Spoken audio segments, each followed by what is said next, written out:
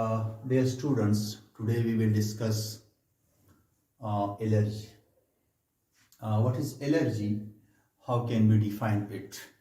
हम एलर्जी को कैसे डिफाइन करेंगे? सिंपल डिफिनेशन एलर्जी का क्या है कि this is an abnormal excessive immune response against A harmless और लेस हार्मफुल एजेंट। इन्हें हम पढ़ रहे थे कि डिफेंस सिस्टम, बॉडी के इम्यून सिस्टम का काम पैथोजन के खिलाफ लड़ना है, पैथोजन को मारना है, लेकिन हर पैथोजन के खिलाफ वो उसके पैथोजेनिसिटी के हिसाब से लड़ता है। यहाँ एलर्जी एक इम्यून रिस्पांस है, लेकिन ये इम्यून रिस्पांस तब एबनॉर्मल होता है जब ये उस एजेंट के खिलाफ हो जिस एजेंट का ज्यादा नुकसान न हो या बहुत कम नुकसान हो।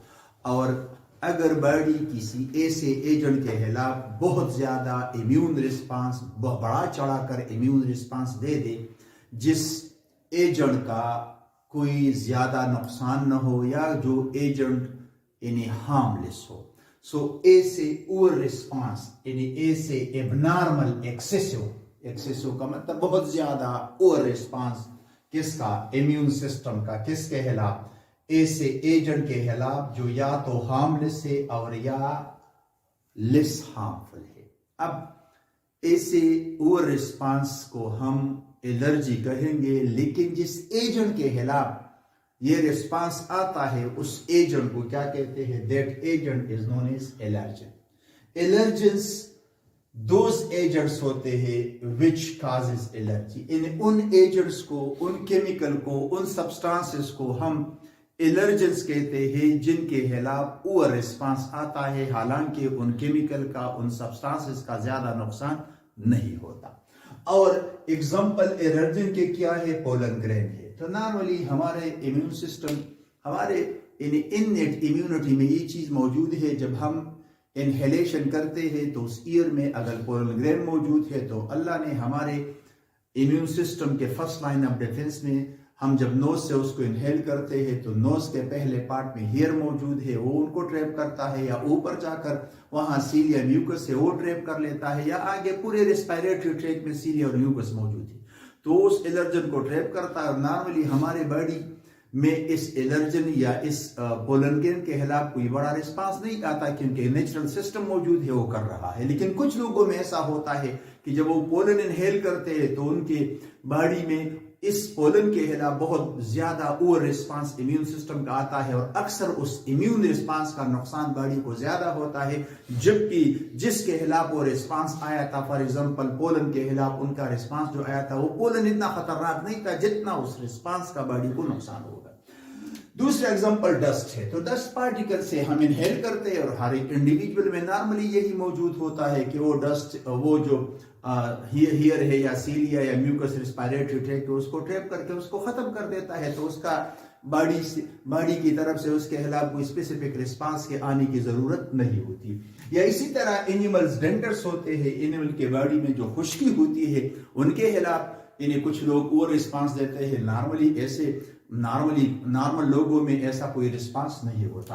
या इसी तरह इंसेक्ट बाइट से या इंसेक्ट स्टिंग होता है, कोई वास्प पे उसको किसी को काट ले, स्टिंग लगा ले, तो उसका इतना बड़ा नुकसान तो नहीं आना चाहिए क्योंकि उसमें जो पॉइजन होगा वो तो नैनोग्राम के हिसाब से होता है, तो उसके खिलाफ। या लेटेक्स के मुख्तलिफ जो प्लांट्स के बॉडीज होते हैं उनमें से कुछ व्हाइट सा मटेरियल निकलता है, फ्लूइड निकलता है, तो उनके खिलाफ वो किसी इंडिविजुअल के स्किन पे गिरता है तो कुछ लोग उसके खिलाफ ओवर रिस्पांस देते हैं। नॉर्मल लोगों में ऐसा ओवर रिस्पांस नहीं होता। वायरस, बैक्टीरिया वगैरह या दूसरे मुख्तलिफ किस्म के ऐसे एजेंट्स हो सकते हैं जिनके खिलाफ कुछ लोगों का इम्यून सिस्टम ओवर रिस्पांस देता है।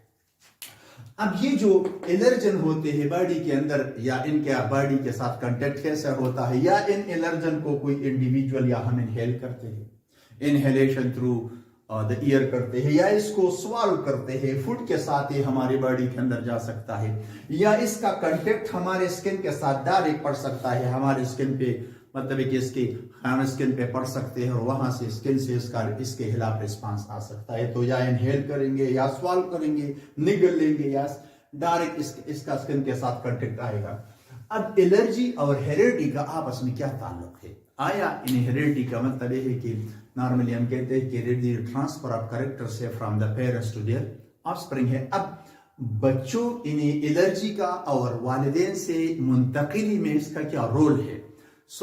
ये रिसर्च से साबित हुआ है कि अगर कोई भी पेरेंट्स इन्हें न मदर न फादर दोनों में से कोई भी एलर्जन न हो, न फादर एलर्जिक है न मदर है, फिर नॉर्मली 15% ऑफस्प्रिंग में बच्चों में एलर्जी के चांसेस होते हैं। यानी अगर न फादर न मदर एलर्जन हो फिर भी 15% बच्चों में उनके यहाँ एलर्जी उनके बच्चों में हो सकती है। लेकिन अगर if one of the parents is allergen, अगर पेरेंट्स में से कोई एक एलर्जिक हो, फॉर एग्जांपल या मदर हो या फादर हो, तब ऑफस्प्रिंग में ये परसेंटेज डबल हो जाएगी।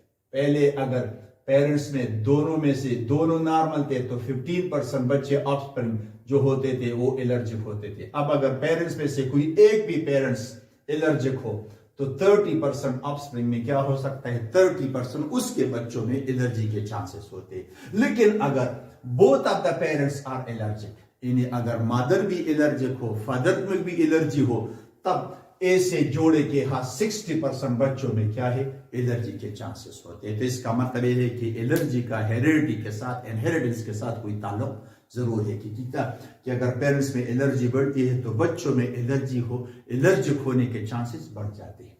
एग्जाम्पल एलर्जी की क्या है फेवर है, या जिसको हम रीनाइटिस कहते हैं, रीनोस या रीनोस पर्टेनिंग टू नोज है, और आइटिस इन्फ्लेमेशन को, तो नॉर्मली इसमें नज़ला जुकाम वगैरह होता है। अस्थमा है तो आप सारे जानते हैं कि अस्थमा जो है इसमें ब्रांक्यूल कंस्ट्रिक्ट हो जाते हैं और ब्रांक्यूल की कंस्ट्रिक्शन से सांस लेने में दुश्वारी पेश आती है। या एलर्जिक आइस होती है, कुछ लोगों के आइस पे जब डस्ट पड़ता है या इस तरह कोई पोलन ग्रेन उसको टच कर लेता है तो वहां से आंसू बहना शुरू हो जाता है और बहुत ज्यादा मतलब लिक्रिमेशन करता है। इसको हम एलर्जिक कंजक्टिवाइटिस भी कहते हैं। और एक है एलर्जिक एक्जिमा। तो एक्जिमा नॉर्मली ऐसी बीमारी है जिसमें स्किन पे छोटे छोटे रेड पिंपल्स पैदा होते हैं बहुत ज्यादा। तो ऐसे, और वो तब पैदा होते हैं कि कोई इंडिविजुअल ऐसी जगह जाता है जहाँ कि उसके स्किन पे कोई एनिमल डेंडर्स पड़ जाते हैं, या किसी प्लांट का कोई डस्ट वगैरह या वहां से कोई दूसरी चीज गिरकर उसके स्किन पे आती है तो वो रिस्पांस देता है, उससे पूरी बॉडी में इन्फ्लेमेशन हो जाती है, पूरा स्किन इन्फ्लेम हो जाता है, जगह जगह पर उस पर रेड स्पॉट नजर आने लगते हैं। इसी तरह एनाफाइलेक्टिक शॉक होता है। तो एनाफाइलेक्टिक शॉक का सिंपल एग्जांपल मैं देता हूं कि जब कुछ लोग ऐसे होते हैं जब उसको कोई वास्प डंग करता है, इन्हें उसको स्टिंग करता है तो फौरन इन्हें उसकी बॉडी से इतना ज्यादा रिस्पांस आता है, इंडिविजुअल इन्हें बेहोश हो जाता है। तो नॉर्मली मतलब कि स्टिंग अगर किसी इंसेक्ट ने किया है या किसी जाहिरी बात है वास्प वगैरह ने किया है तो उसमें कितना जहर होगा, तो वो जहर तो हमारी बॉडी में जाकर फौरन डाइल्यूट हो जाता है। उसके खिलाफ रिस्पांस क्या आना चाहिए, वो जो रीजन है जहां पर स्टिंगिंग हुई है वो थोड़ा सा स्वेलअप होना चाहिए, थोड़ा सा रेड होना चाहिए, वहां से थोड़ा सा पेन आना चाहिए। लेकिन इसका ये मतलब नहीं कि बॉडी इतना रिस्पांस दे दे कि उस स्टिंग का इतना नुकसान नहीं था जितना उसके रिस्पांस का नुकसान था। अब साइन और सिम्टम्स, एलर्जी के बहुत सारे साइन सिम्टम मुख्तलिफ एलर्जी मुख्तलिफ कंडीशन में मुख्तलिफ हो सकते हैं, लेकिन मोस्टली जो एलर्जी के साइन सिम्टम्स होते हैं उसमें कपिंग है, यानी इंडिविजुअल खांसेगा, स्नीजिंग करेगा, या इस तरह इचिंग होती है, स्किन में खारिश हो जाती है, या swelling of the eyes and nose हो जाती है, आईज और नोज स्वेलअप कर जाते हैं, और इस तरह रनी नोज हो सकता है, या इसके अलावा दूसरे मुख्तलिफ किस्म के साइन सिम्टम्स होते हैं। These are the some common sign symptoms of the allergy. अब एक्सप्लेनेशन मैकेनिज्म क्या होता है, क्यों एलर्जी होती है, तो एलर्जी क्या बेसिक वजह क्या है, मैकेनिज्म क्या होता है। एक इंडिविजुअल नॉर्मल ये जो एलर्जेंस होते हैं ये जब भी उन लोगों के बॉडी के अंदर जाता है या उनके स्किन पे पड़ जाता है जो लोग एलर्जिक होते हैं, आम लोगों की बात, नॉर्मल लोगों की बात हम नहीं करते। एलर्जन लोगों में एलर्जन जो है वो जब उसके बॉडी में जाता है तो वो स्टिमुलेट करता है over production of the immunoglobulin E. ये जो इम्यूनोग्लोबुलिन ई है, जिस तरह ऑलरेडी हमने टाइप्स ऑफ एंटीबॉडीज पढ़ी थी, 5 क्लासेस एंटीबॉडीज के हैं, सो उनमें से एक क्लास है, और नॉर्मली एंटीबॉडीज का काम ये होता है to fight against the pathogen, उसका डिफेंस में रोल होता है। लेकिन इसकी बहुत ज्यादा प्रोडक्शन हो जाती है, और ये जो इम्यूनोग्लोबुलिन ई है इनकी प्रोडक्शन को इस केस में एलर्जन स्टिमुलेट करता है। एलर्जन इनमें से कोई भी हो सकता है जो एग्जांपल्स हमने दिए हैं।